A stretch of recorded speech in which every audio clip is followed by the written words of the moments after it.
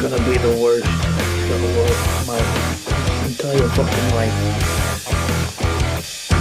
Derek, let me know. Give me the signal when we're on. Turn up the volume. You're listening to the Tony Yard Dawg Yambini show right here on the Dick 69.6. Hello, ladies and gentlemen.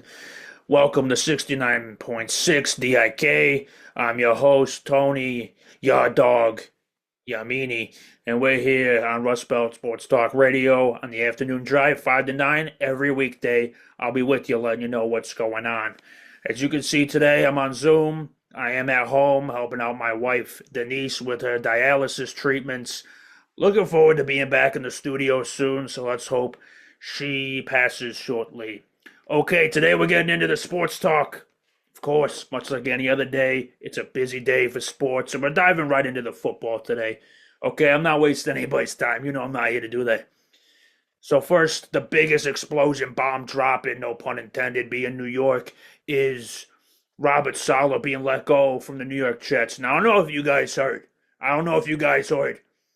But the circus is in town, and it's setting up shop in MetLife Stadium. The ringleader of all this is Woody Johnson, Mr. Ambassador. I'm looking at you. Now, I don't know how to feel about letting your coach go in Week 5 when you're one game from being first place in the AFC East. Okay? I don't understand that. Okay, you're one game away. If you beat Buffalo, you're first place in the AFC East. Hello? Mr. Johnson, hello? I don't understand this. Okay, and Robert Saleh, I'm not saying he's a great coach.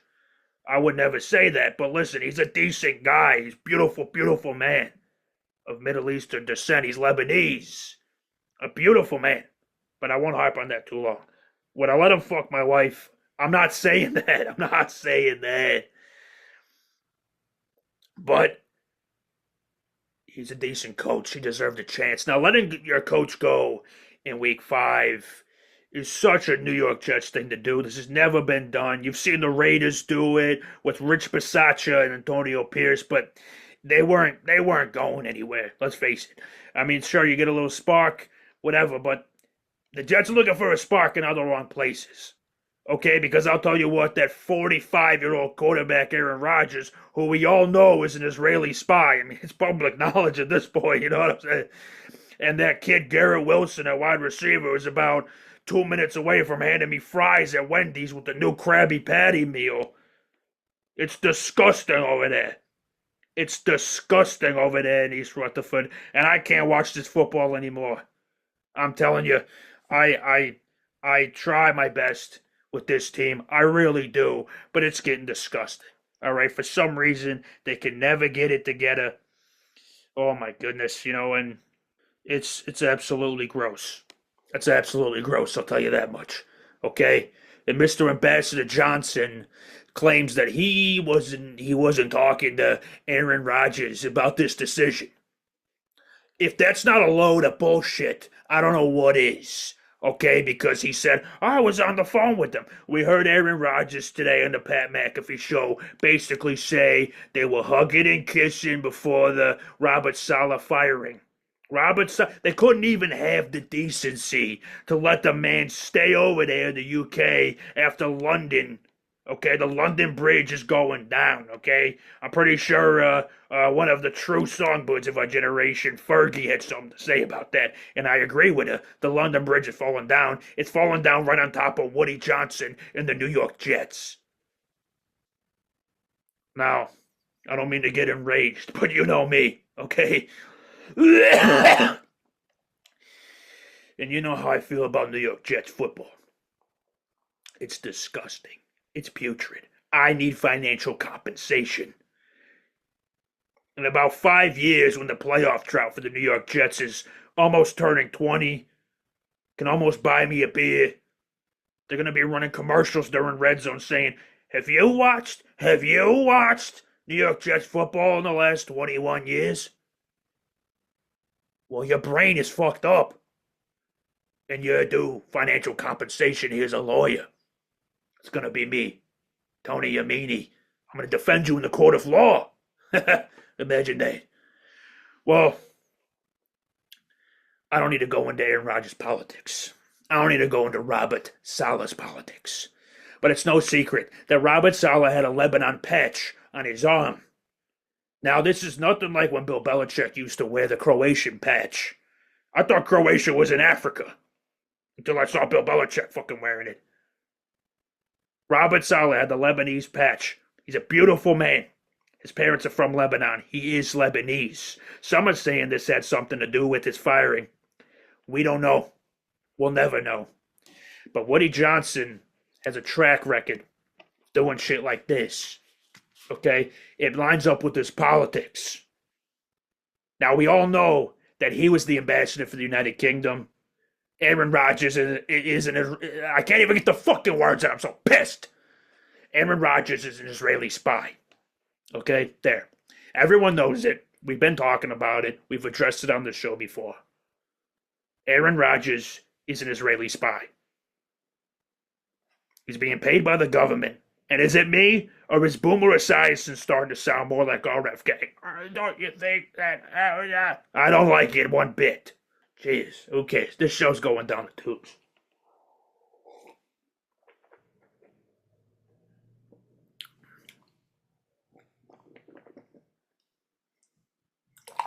Oh, Derek, what you put in this shit? You zins? Oh my god. I asked the kid to make me one fucking cocktail. He can't do it. For everyone wondering, yes, while I'm home with Denise during her dialysis, her son, my stepson, Derek, is producing the show. I got fucking PlayStation headphones on or some shit. It's ridiculous. I swear to God, this is the worst. Well, on that note, let's hear from some fans. We got a guy I've seen around the block a few times, Danny, calling in.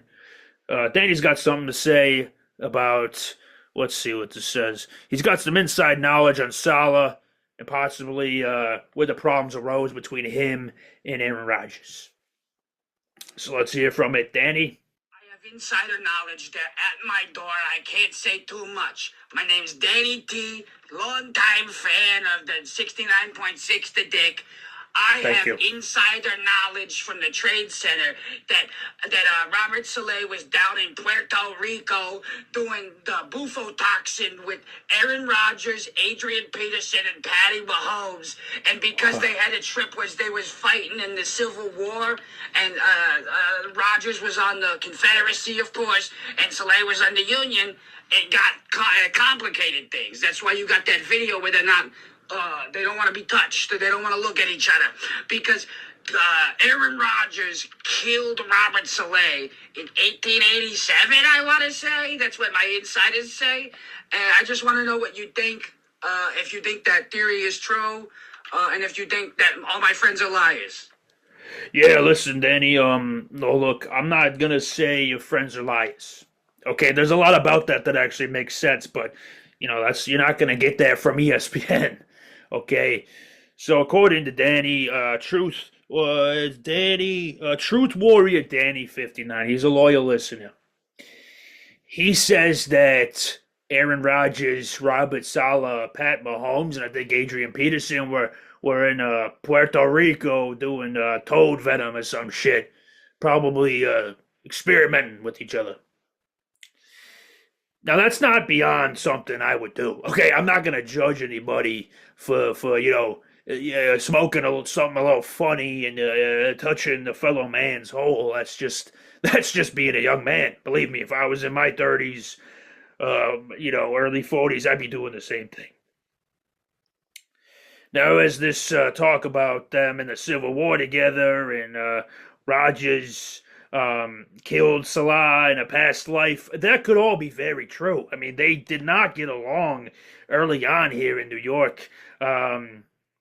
And something's got to give. And something's got to add up here. And maybe Woody Johnson knew about that. I mean, he's a diplomat. So maybe he saw this coming, some kind of national treasure, Nick Cage type, epiphany he had. It's all very possible. We know Aaron Rodgers is dipped into ayahuasca, crocodile, huffing his own shit. We've seen him do it all. And it hasn't affected him thus far, but you gotta wonder, once you get up there in age, you're dealing with injuries, does this start affecting you at some point? You really gotta think it does. You really gotta think it does. And thank you for the call, Danny. We're gonna go to Sal from the Bronx. He's chiming in with something he thinks might be affecting Aaron Rodgers as well. Sal, baby. Hey, yeah, first time caller, long time listener.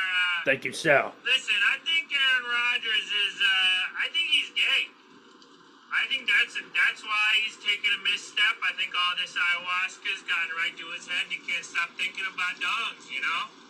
Yeah. Like, as a New York fan, I mean, I don't care what my quarterback's kind of going through in his personal life. Of course. But at the same time, if that translates to negative results on the field, then maybe you just gotta give the dicks up. You know what I'm saying?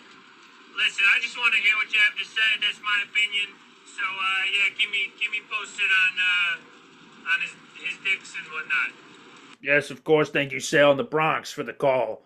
Listen, we're not ruling anything out at this season, okay? It's very possible that Aaron Rodgers, like I said, you do a little bit of drugs with the boys, you start experimenting, touching the hole, putting things where they otherwise wouldn't have been originally, consenting to all types of shit that in your right mind you maybe wouldn't have. I'm not ruling out that Aaron Rodgers could be indeed a homosexual. And I know I went through a phase in college where I had a fling with this African exchange student, and the love burned like an eternal flame. Okay, it burned like a cowboy bonfire in a Arizona western afternoon, or something like that. I can see where you're coming from, and I can see where Aaron Rodgers is coming from, and I think his partner can too, if that is the case. It's possible ayahuasca pushed him to the other way. We've seen him date Danica Patrick. She's, about one cell away from being a man herself. So it's possible that this was all just leading into Aaron Rodgers being indeed a homosexual. But we don't really know. We don't know. Could Robert Saleh, again, he's a beautiful man. He's very hot, very sexy. No, I would not let him bang my wife. Is it possible that there was some kind of sexual tension between him and Robert Saleh? I wouldn't rule it out. I mean, you try watching film with a man of his caliber, that being Saleh, for hours every day, and maybe you're in the film room late at night. The facility's locked. Everyone's kind of going home for the day. Maybe you throw him back a couple vodka sodas. He's scooting up next to you slowly, and then he leans over to click under the next film and kind of brushes your thigh ever so gently, and a little bit of blood rushes to your penis. And as he sits back down, you look at him, you kind of exchange a lingering glance, and one thing leads to another, and, something happens. I'm not ruling it out. I'm not crazy here, it could be anything. God, what am I talking about? What am I talking about? I'm married. I don't want him to be with my wife, Saleh. I don't want him to be with my wife.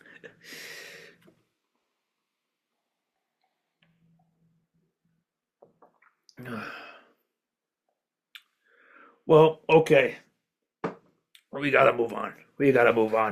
So up next, if you've seen anything recently, the NFL Twitter page that recently put out a new rankings.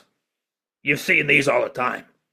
Rankings for MVP voting. Somehow Patrick Mahomes is still first. Tell me how that works. He's got 6 touchdowns, 6 interceptions, a little bit over 1,000 yards. The Chiefs have looked like shit. They've been getting by the skin of their teeth. Week 1, we know what happens with Isaiah Likely's toe. If he wore white cleats, the kid would have scored a touchdown. You can't convince me otherwise. And then we got Mahomes. He's utterly unwatchable. He's forgettable. Okay, you turn him on. This ain't the same kid. Okay, they're letting Travis Kelce, fuck in the locker room. They're letting him play quarterback. Everyone's getting a turn. Okay, it's like a high school birthday party. So why is he still in the MVP conversation? Why is he still in the MVP conversation? That's Mahomes. That's what he does. Okay, and they ain't playing any good. I understand the 5-0, the Taylor Swift. Who cares? Okay, I don't give a shit. Will they be there at the end of the year? Yeah. Will the Bengals be there at the end of the year? I'm sure they'll pick it up. But I don't like what I'm seeing, and I don't give a shit, quite frankly. Okay, because it could all come crumbling down at any point. Am I right? I mean, Taylor Swift. I'm over this. I'm over this Taylor Swift crap. I really don't give a shit anymore. It was fun at first, but now my daughters want to watch the game with me in the basement. It's like I just miss when it was my thing. Now it's everybody's thing. My wife Denise, wheels up in a wheelchair. She wants to talk to me. My daughters are coming. Oh, it's a first down. I don't have time to explain this shit to you, kid. I really don't. Okay? This is my time. And I got a job I got to do. So I got to watch the game. I got to take notes. I got to whatever. Okay? Drink myself to sleep. What? I don't give a shit. Whatever I want to do. Who cares? So someone I think should be considered Josh Allen. Oh, just kidding. He looks like shit, too. Can we get this kid a number one receiver? I don't know. Let's go to another caller. We got Danny on the... Oh, Danny again. Okay, well, we'll let the kid talk. We got Danny again on the line. Or left us a message, rather. He's got something to say about Patrick Mahomes. Okay, the Truth Warrior Danny 59 back here, Welcome, Danny, long-time again. fan. I don't need to say it again, okay? Just checking back in with my sources from the Trade Center, and I want to see if you think that Brittany Mahomes is operating Pat like a puppet. There's a story that back in the day, Walt Disney wanted to make a human animatronic of Kermit the Frog, and it couldn't fucking move right. So they had to have some racist white lady pilot it with the brain of Walt Disney. What do you think about that? Oh, well, Danny, you give me a lot to think about. You always do. Seriously, where does this kid come up with this shit? No, I believe that. I really do. I mean, much like Rodgers, we got to be open to all possibilities with Pat Mahomes and the family. Jackson Mahomes, he's molested people. We got to keep our minds open here. Or was it Dylan Raiola from Nebraska? We don't know. Who are we getting right now? They're clones of each other. It's like Damar Hamlin all over again. But no. We need to look into this. Roger Goodell might need to look into this. Is Brittany Mahomes controlling Pat like a Kermit the Frog Cybertronic? It's worth looking into. I mean, we know how weird Disney is. Right now they're keeping people through the hurricane. Making them work in the tilt-a-whirl and the fucking, it's a small world after all. It's a small world. That we know that now. We know it's a small world because... Yeah, Brittany Mahomes, she might have a hand in his back, working him like a puppet, like a robot. I mean, you've seen the kid make these crazy plays. Is she really up there in the press box with a joystick, working him like a fucking, like an Atari game? I don't know. It's something to think about. I mean, again, Danny, he's got sources. I trust the kid. I really do. Here's somebody that should be in the MVP conversation, Jaden Daniels. We've really seen this kid come alive for the Washington Commanders the last couple weeks. We really have. And I like this kid a lot. Coming out of LSU, Heisman winner, right? I don't know, college football, Heisman winner. And they struggled out the gate. But look, it's Washington. We're used to seeing that. Okay, we haven't seen them this good since Robert Griffin III before he went full Peter Griffin on the field and his career was over. Okay. Oh, God. But Jaden Daniels, this kid's on fire. I mean, they're putting up points left and right. They smoked the Cardinals. But they got a tough matchup against Baltimore this week, and that's going to be a hell of a game. Can we get that pushed to prime time? I mean, seriously, what are we doing? What are we doing with all this bullshit? But anyway, Jaden Daniels, that kid's something to look out for. I mean, they got Austin Eckler. He's even playing well, and he's, 55 years old? That kid's on AARP. He's getting the brochures mailed to his house. Dan Quinn, the backwoods hat, which I'm not a fan of, by the way, scumbag bozo. He's got him playing pretty good, too. He's got the defense shaping up. They let everybody go. Chase Young, the fat guy, they're all gone. And sure, their secondary's trash. I mean, look at Forbes. He's not making a list anytime soon. Get it? Forbes list. Holy shit. And if only the stadium wasn't dilapidated, they look like they're playing in fucking Chernobyl half the time with this shit. No wonder those Washington fans are some mutants. These guys are ugly as shit. Can we get one hot woman in the crowd for Washington? Jesus. All right. Well, with that being said, we'll go to another caller because we got some busy people today. All right, we're gonna go to Rudy G in Silver Spring. Rudy G. Listen here, Jaden Daniels will be the #1 overall stats quarterback within the next 3 years. Forget Patrick Mahomes. Forget the Joshy Gottis. Forget Lamar, what's his name? Jaden Daniels will kill anyone he comes across. And Terry McLaurin, you're welcome, buddy. All right, thanks, Rudy. Yeah, I don't know what you mean by kill. I don't think he's a murderer. We'll look into it. We'll look into it for sure. Terry McLaurin, scary Terry. Talk about that. I mean, I haven't felt this thrilled watching a quarterback, okay, since Joe Theismann for Washington. That's a long time. Okay, and Doug Williams. People like that. I haven't felt that excited since I met my wife Denise back in Atlantic City, 92. Think about that. She was, oh my God. You should have seen the way she, oh. Oh man, she could really please a man. Well, that's the MVP talk. Not much to say. I mean, Lamar, you mentioned Lamar in there. His last name's Jackson, by the way. He's only picked it up the last couple weeks, this kid. I mean, he's fantastic. He lost weight. The kid looks like a beanpole out there. I don't understand. I mean, give this kid a sandwich, a Krabby Patty for Wendy's. Something, because this kid, I mean, he's thin. I mean, he turns sideways, you can't see him. You're like, where did he go? And then he turns back around frontways. You're like, oh, there he is. I couldn't see the kid. All right, let's move on. Let's touch on something. Really quick. The Miami Dolphins. Now, listen, I can't stand the Dolphins and Mike McDaniel. It's not cold enough in here.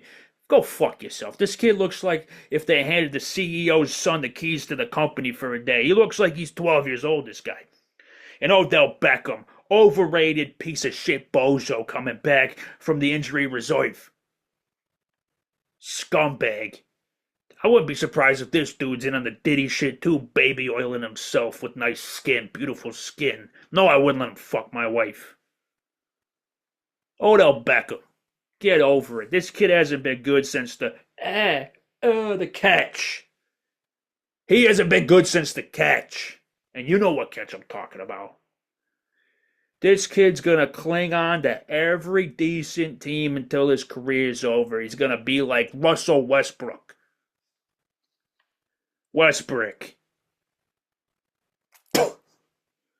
Disgusting. Cling on to every championship team. Oh, I won a Super Bowl in L.A. Who gives a shit? This dude didn't do shit. He doesn't fucking matter. And we're as the media, we're supposed to be, oh, Odell's back. He has so much swag. I want him to fuck my wife. I don't give two shits about Odell. He's irrelevant. You think he's gonna come in and make the Dolphins look any better? They have Tyreek Hill and they suck dick without Tua. That kid, he doesn't know where he is. Two was in the back of a Walgreens fighting his demons. He's in Applebee's swinging on the wall and shit. Shadowboxing the Hat Man. He's so gone. He woke up thinking he's Apollo Creed or some shit. Tua, retire, buddy. It's over. You got a kid. You got money. You let the American dream just ride off into sunset like Brokeback Mountain. Seriously, kid. It's not worth it. I mean, you play for the Dolphins. Shit. You already live in Miami. Just call it quits. Bye. See ya. Put in the 2-week notice. But that's Dolphins talk. I really don't even want to get into it with that fucking team. I swear to God. Let's take another caller because I don't even know anymore. This is Little Dom from Tampa. Good luck with the hurricane. Little Dom. All this talk about hurricanes, this, that. I think Florida's in for a real treat. When I don't know. This is just me guessing, but I think Baker Mayfield and Tyreek Hill being in the same state is kind of disrupting the natural order of the universe. You know what I mean? So I don't know. They should either play on the same team or they should get as far away from each other as possible. But I don't know. I just want to hear your thoughts. Tyreek Hill, he's got a lot of kids. Baker Mayfield, he looks like a kid. I don't know. There could be something there. Lil Dom, you're absolutely right. I don't like Tyreek Hill. I really don't. But if I was going to see him anywhere, Tampa Bay would be a great option. I mean, the kid's wasting his time, rotting away the end of his career on the hopes and dreams of the Miami Dolphins, who were tampering with Tom Brady only, 2 years ago. I mean, this is ridiculous. But there is something to be said. I mean, we haven't seen, potential like this in Miami in a long time, or in Florida, rather, in a long time. And it's possible that Baker Mayfield, him playing so well, has actually broken the space-time continuum and caused a hurricane. Now, some say that who Aaron Rodgers is working for, they control the weather. I don't know. That's what my friend Kevin told me. He says certain people control the weather, which I don't know if I believe that. He's kind of a loony. He also is a man I pass who, in one way or another, hooked on fentanyl and sleeps under the bridge I drive over every day to come to work. When I'm at a red light, he stops me and tries to clean my windows with spray. And every day I say, Kev, baby, you don't need to clean my windshield every day. It's fucking raining, for Christ's sake. And he's like, I'm not really, he kind of speaks in this broken, I don't know if it's Spanish, it might be Arabic. I don't even know what he says. I get maybe every third word in English, but the rest of it is some kind of, I don't even know. It could be some kind of outer space dialogue that I've never heard, a language dialect. That's the word. And I really don't know how to deal with this. I've called the authorities mainly to get him help, put the kid in a psych ward. I don't know. But he's given me some tips as well. And he has great NFL. He watches. I don't know where he watches the games, but he does. And I'll probably have him on the show in a couple weeks. Once he's out of the mental institute. But I digest. Let's get into the Buffalo Bills. Golly, talk about wasted potential. Now I know how my father felt about me, because that's how I feel about watching this team. It's disgusting football right now. And listen, the Bills Mafia, they want to talk about, fire Sean McDermott, that'll solve all the problems. And listen, I can't say that I haven't screamed that exact thing at the TV in front of my wife Denise and my 2 daughters as I frisbee a tray of hamburger helper at our Sony Bravia. The guy's kept us in check. He's been here since, 2017? And listen, the last 2 years, our defense, the sweet Bills, has been utterly depleted. Matt Milano, I love the kid. He's a perfect Italian boy, but he's been out for 2 years. Star player, now we lost Trey White, Jordan Poyer, Micah Hyde. We're losing everybody left and right. They're dropping like flies over here. Oh, God, they're dropping like my ex-wives. Just come out of nowhere and try to take everything. But, The Bills' defense. I mean, Sean McDermott has kept his defense intact for 2 years. Now, they're not looking great this year. They didn't look great always last year, neither. But this is the thing. Without him, I don't know if that happens. Because we got fucking nobodies. We got the clone of DeMar Hamlin, who was a corpse 2 years ago. We got Mike Edwards riding the bench. Taylor Rapp got a concussed. Taron Johnson hasn't played much this year since, the first game. Milano's out, like I said. Von Miller gets suspended for probably doing what I do every Sunday when I watch football. I'm not getting in trouble. All right, you got to be better than that, Vonnie. You got to be better than that. Sean McDermott's kept it together. And, look, I don't know. Who are you going to hire? Bill Belichick? I mean, they're going to let McDermott ride it out for the rest of the year. We all know this. Okay, so we can't just sit here and pretend like, oh, fire him now and everything will be okay. No, it's not going to get any better. I swear to God. You're better off keeping him. Now, can we talk about this ending of the Houston game on Sunday? What kind of fucking bullshit is this? I'm dyslexic and I knew what to call at the end of the game. You're on your own 3-yard line. There's 32 seconds left. All you gotta do is hand the ball off. This is the exact moment I screamed at my television, and my wife and my 2 daughters made me stay the night in a Motel 6 because I was so enraged. This is what caused my family dynamic to change on a dime. But anyways, Houston, they gave us a hell of a game. They tried to hand it to us. I mean, Jesus Christ, C.J. Stroud threw the ball forward and said, here you go, you can have it. Like the alimony payments I paid to my said ex-wives. He threw an interception to Terrell Bernard, and I jumped up and down so hard my downstairs neighbors pulled out a rifle, came up the stairs, knocked on the door, said, trick or treat. I said, it's a little bit early for that. I opened the door, pointed a gun right in my fucking face. But that's what you get. They don't like the white man in this town.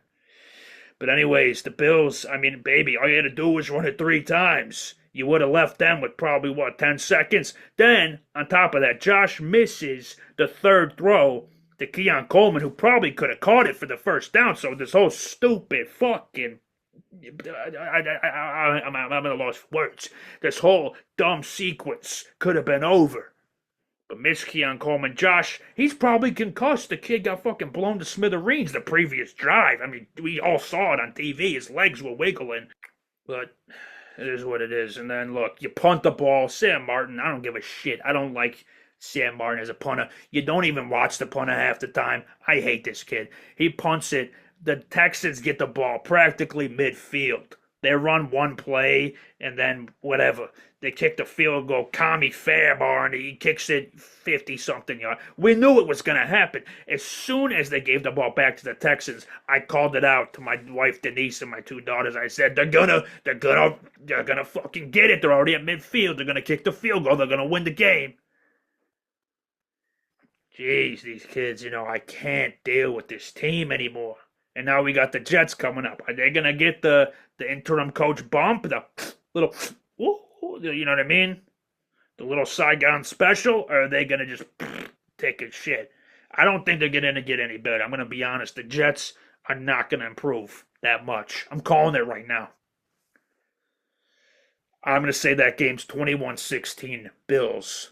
But would I be surprised if the Jets beat the Bills? Not really. They've been giving them trouble for the last few years. I mean, if Zach Wilson can beat you, Aaron Rodgers on a peg leg can fucking kill you too. So we'll see. But as long as they have Nathaniel Hackett calling plays for the Jets, they're not getting shit. I can tell you that right now. And we all know that. Because Aaron Rodgers' little butt buddy, oh, you can't say nothing anymore. You shouldn't say butt buddy. What, Derek? Is Nathaniel Hackett can't call plays. That's about it for that. Let's move on. A little sweet treat. The Denver Broncos. Where the hell? Where'd they come from? The Sean Payton, Bo Nix thing. I didn't think it was going to work, over there in the Sunshine State of Colorado. Denver has looked good at times. They're the most polarizing team. I mean, let's look at the stats here. They win, they lose, they win by a lot. Bo Nix looks like a fucking crackhead running around the field. Hey, where's my fentanyl? Where's my fentanyl? Oh, God, he reminds me of my walk to the 7-Eleven every Friday night when I go get 32 little tiny shooters of Fireball. I chug those usually to put myself to sleep. But let's take a look at the Denver Broncos. I'm going to pull up these stats here. Derek did not submit these beforehand like I asked him to, so now I have to Google them like an asshole right on the show, but here we are.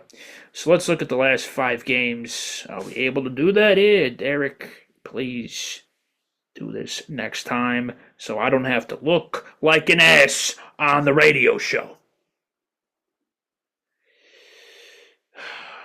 So the Broncos are playing the Chargers, which I think Jim Harbaugh is going to send the absolute blitzkrieg at Bo Nix. The likes that he's never seen. He's going to look like a World War I 16-year-old soldier who lied about his age to get in. But let's look at this here. Last 5 games, they lost 26-20 to the Seahawks. Lost 13-6 to the Steelers. But now the kids are on fire. You can't even predict this shit. They beat Tampa Bay 26-7. That's when Tampa Bay was red hot.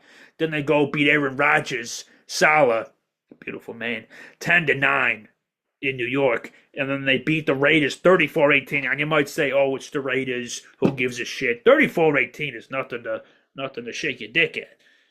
Bo Nix, it could be the real deal. Will it be this year? No. But the defense is good enough. The kid can move. He can run. He plays like an absolute psychopath. He should belong in an asylum.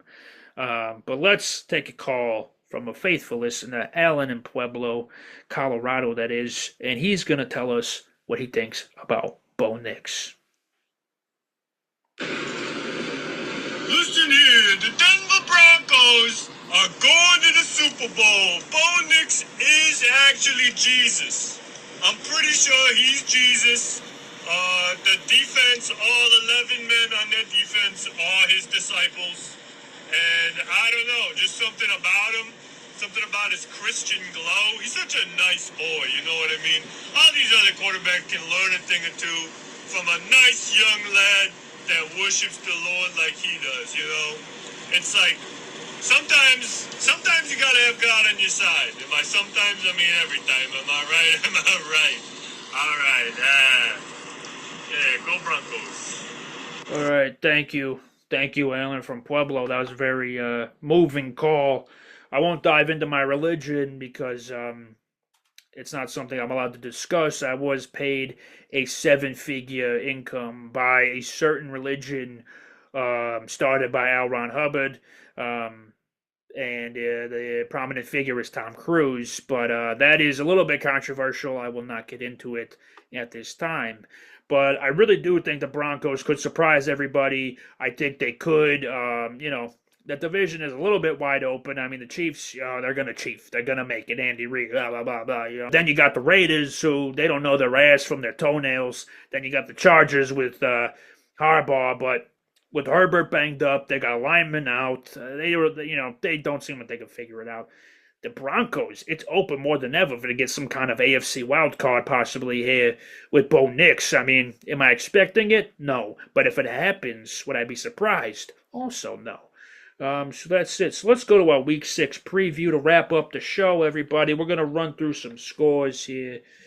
And I'm going to let everybody know what I think. Maybe play some bets this weekend. But don't blow everything. I actually spent about $30K last weekend that was saved up for my vacation with my family. We were supposed to go to Jamaica as soon as my wife Denise finished her dialysis treatments and surgeries.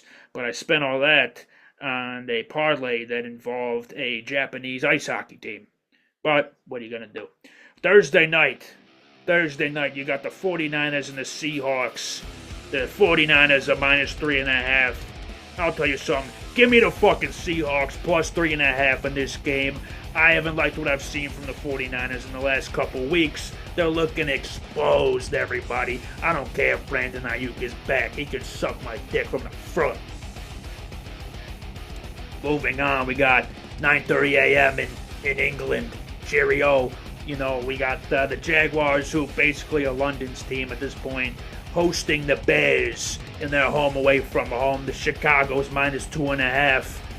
The Jags are not looking good. They're not looking good, people. Trevor Lawrence, he might as well finish the transition. become a beautiful woman, and he might be America's next top model, because he's not doing it this year. I don't care if you got Tank Bigsby, Brian Thomas Jr., and the best throwbacks in the National Football League. It's not working. For that one, give me the Bears -2.5. I don't give a shit. Caleb Williams he's gonna throw absolute FDR dime piss missiles all over that fucking team. Stay in London. Take some advice from me. And if Robert Saleh's out there helping get home, he's probably gonna fuck my wife. Patriots at the Texans. Houston -7. Drake May making his first start this weekend, but that doesn't matter. The Patriots need to take some advice from me. Okay, the way I chose my wives all these years. Stop picking white people. Stop picking corny white boys. It's not getting you anywhere. It hasn't since Tom Brady, and it's never. You had Mac Jones, disgusting piece of shit. I think he was there on Jan 6th. You had Frank Zappa, whatever the fuck his name is. Where's he been? I don't know. Practice squad.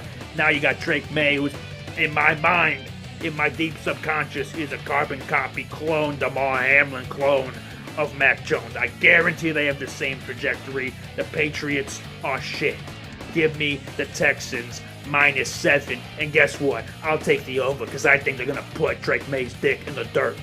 Next up, Commanders at Ravens. They head to the bank in Baltimore, Maryland to take on Lamar Jackson and the Baltimore Ravens. The Commanders are red hot. Like my wife's ass. And they're going to be playing the Ravens. Look, the Ravens are -6.5. I think that's bullshit. Give me the Commanders +6.5. This might be an absolute shootout. We got two scrambling, handsome African-American gentlemen who I would let. Just kidding, I'm not going to say the rest. Fuck my wife. Jesus Christ, I can't read. Eagles, Browns. Deshaun, Bill Cosby, Watson. Deshaun Weinstein, whatever you want to call him. He's an absolute scumbag bozo. Doesn't deserve to lick the dirt off my gooch.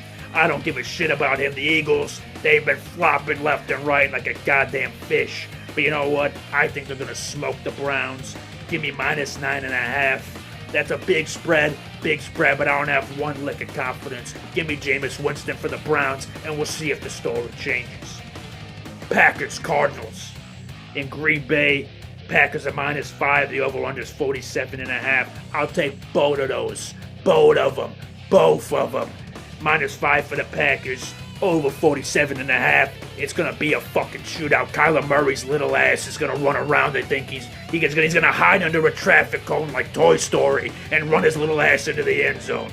Saints, Bucks. Buccaneers at Saints. We were just talking about Baker Mayfield. He caused a hurricane because he's clashing with an African-American. Tyreek Hill has a lot of children. He's trying to build his own football team. I respect it. He likes to have sex, and so do I. Buccaneers, Saints. Bucks are -3.5 favorites. The over-under is 41.5. Listen, the Saints gave an admirable but shitty showing on prime time the other night against the Chiefs. Derek Carr is out, but who gives a shit? Give me Bucks -3.5. Just kidding. Over-under, I don't give a shit. Jake Hain or Spencer Rattler, whoever starts at the Saints, or for the Saints rather, they're not going to be any good. We know this. If Derek Carr can't scratch out a couple more wins, Jake Hayner's going to do it. You really think so? Spencer Rattler's going to do it? I saw him on that show. He's a fucking prick. Colts at Titans. Nashville, Tennessee. Give me the Colts. Give me the Colts +2.5. I think Joe Flacco's going to wash them. He's old, but he's still slinging it. He doesn't need Blue Chew or Viagra because that shit is rock fucking hard. Just like the ball when he passes it, forcing pass interference, just like he did for the Ravens in his prime. The former Delaware Blue Hen, Blue Chew, it's all lining up. Then we got said Broncos and Chargers like I just discussed. Listen. Give me the Broncos +3. At home against the Chargers. I know Harbaugh's a good coach. I respect him. To be honest, I'm a little afraid of him. But I think Bo Nix, the kid, is weird, and I like him. He's hot right now. And guess what?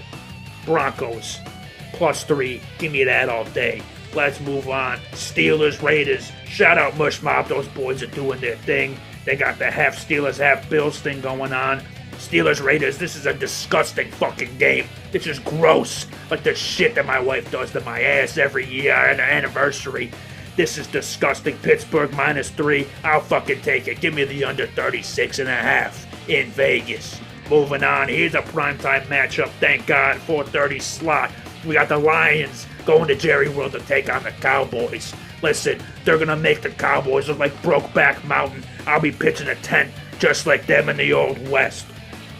Detroit -3. I'll take it. The Cowboys suck. The defense sucks. The only person I like watching on that team's Brandon Aubrey, not Drake Aubrey Graham. Give me the Lions on a bounce back. They're going to smoke their ass. 4:30 time slot. I hope Troy Aikman of Romo's watching the team die in the cuck chair. Then we got Falcons at Panthers. I mean, this is an absolute... I don't even know. I hope the Falcons blow them to smithereens, whether it's Andy Dalton or the kid that looks like he's 12 in his little Jordans and backpack he got from JCPenney. I think the Falcons -6. Give me the over 2, because I don't give a shit and I've lost all regard for my life. Then we got Bengals at Giants. The Bengals defense can't play worth a lick. They couldn't catch a cold and flu season. They couldn't catch a Spanish flu on a boat to Cuba. Now we got the Giants. They're heating up. They had a great game against Seattle with the blocked kick. Danny Dimes took the blindfold off, and he said, oh, I got Malik Neighbors. Hopefully he's playing. I got Slayton. No one knows who the fuck these guys are. They got a running back named Tracy. That was my first wife back in 91. I take the Giants +3.5. I think they can beat the Bengals on an upset. Then, of course, Monday night, the big hyped up game. We talked about these teams today on your Tri-Foam here, 5 to 9 every weekday. It's the Yard Dog Show. We got the Bills visiting MetLife, the fucking clown show. I think they should call Robert Saleh and be like, hey, buddy, you got any tips? Because we know that you weren't looking at that playbook. Dust it off and hand it to us. The Bills are, let's see, they are favorites, -2.5 against the Jets. I'm going to ride with them. I think this is the time the Bills catch the Jets with their pants down because they think they're going to get a spark, but they're not. Josh Allen with his one glove like Michael Jackson and his fucking half concussion. He's going to walk in there and say, you know what? We're done. We're done getting pushed around. -2.5. And you know what? Give me the over at 40.5. That's the Week 6 preview. All right. We're wrapping up the show here. I hope everyone's listening good. We got our last couple callers. Right now, we're going to go to Tom from Tacoma. He's got a call about the Seahawks, who we have not discussed yet, but they're an interesting team as well. Geno Smith playing pretty well. Let's hear what he's got to say. What about the fucking rack on that new Seattle? All right. We got a fucking jokester in here trying to ruin all my shit. Fuck you. You know what? Block Derek. Block Tom from Tacoma. He's a dick. He's called them before, and you never stop him. Don't let him leave me messages like that. All right, since the only other message we got is from fucking Danny, Truth Warrior 59, whatever the fuck his name is, we're going to take that last call from our good pal Danny. Danny, what do you got to say here, kid? Finish the show strong. Truth Warrior Danny 59 back here. Just wanted to say that if I'm dead, John Madden did it. He's still alive. He's on the island with Biggie and Adrian Peterson. Okay, we just got a very big drop from Danny. Danny, seriously, kid, if you're listening, go get some help. Call somebody. Not me. I'm busy with my wife Denise and the dialysis. But call the authorities, Danny, because I'm worried about you. I don't like you talking like this, saying that if I'm dead, I'm on the island with Biggie and Adrian Peterson. Look, if there's people after you, you need to do something, because I know you got these sources and you got these great tips and the little pieces, anecdotes and facts and secrets floating around the NFL. But kid, if you got people following you, please call the authorities. Maybe get a passport and your driver's license, because I know you don't have one. And please please get out of town. I mean, seriously, you know, I'm not gonna lie, you're the only caller. I need you. I need you, buddy. I seriously need you. And please, don't call me, but call somebody.